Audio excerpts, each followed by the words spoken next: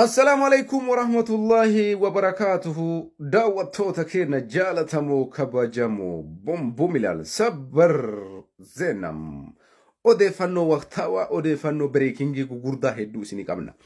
Jalqaba irratti odeessa amma qabanne isinii dhiyaasne keessa ijoon filannoo biyyoolessaati. Filannoon biyyoolessaa Itoophiyaa marsaa torbaffaan guyyaa korojoo keessa buuftanii nama isinii ta'u filattan, nama jaalattan filattan, abbaa jijjiiramaa filattan, abbaa dimokiraasii filattan, har'arraa jettee takka jettee baatii 5 qofa caamsaa 24 jechuun akka lakkoofsa faranjiititti maayii keessa jechuudha. Ji'a 5ffaa Janaawaar, Feebruwaar, Maars, Apriil, Meey keessa jechuudha. Kalumaa galatti filannoon biyyoolessaa Itoophiyaa geggeeffamuudhaaf baatii 5 qofatu hafe. Baatii 5 kana keessatti galmeen ammarraa kaasee galmaa'uu qabanii paartilee hedduudhaaf beekamtiin kennaa jira. Fakkeenya paartii Tigraay Simrat, paartii Geetachoo Raddaatiif boordiin filannoo beekamtii kenneefii jira.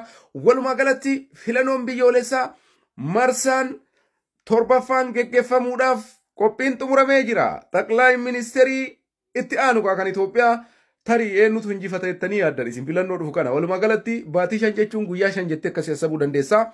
Bara as dhufu kana ji'a 5ffaa keessa filannoon biyyoolessaa Itoophiyaa ni geggeeffama. Caamsaa 24tti guyyaa ati korojoo gadi buuftee nama sii ta'u filattuudha. Daawwattoota keenya odeeffannoon biraa kan gurra isin buusuu barbaannu. Pireezidaantii yookaan muummichi ministeeraa biyya Hindii akkuma isin agartan kanatti torbee as dhuftu kanatti biyya guddinni isii akka otomaatikiitti saffisaa jiru.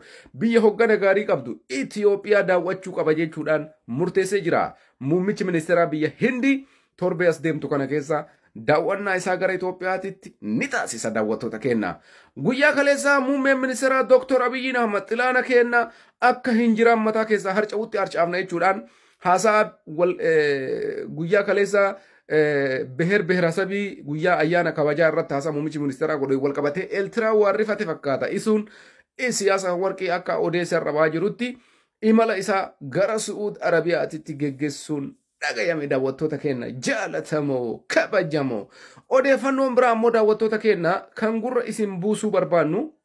Naannoo Amaaraa keessatti hooggantoonni hedduun nagaa nu baasaa, uummata keenyaaf nagaatu barbaachisaa, nagaa malee furmaan hin jiru, balaan hin barbaachisu jechuudhaan karaa nagaatiin galanii mootummaa naannoo Amaaraa wajjin akkuma Oromiyaa keessatti waraana adda bilisummaa Oromoo galuudhaan jaalsanyiin fa'aa mallatteessanii mootummaa Oromiyaa wajjin hojjetan galuudhaan hooggansi faannoo gidduu kana mallattaa'ee ajandaa miidiyaa turee ture. Isa kanaan wal qabatee faannoon gola golatti hafte hundi isiitu akka jirtu yaatee harka kennachaa jirti dhiifama. Waliigalatti kana booda carraa hin qabnu, hinjifachuus hin dandeenyu. Mootummaan kun mootummaa injifachuu hin dandeenyu miti. Miknaatum ilma abbaa gadaati. Ilma abbaa gadaa duuba beher beherasabii jira.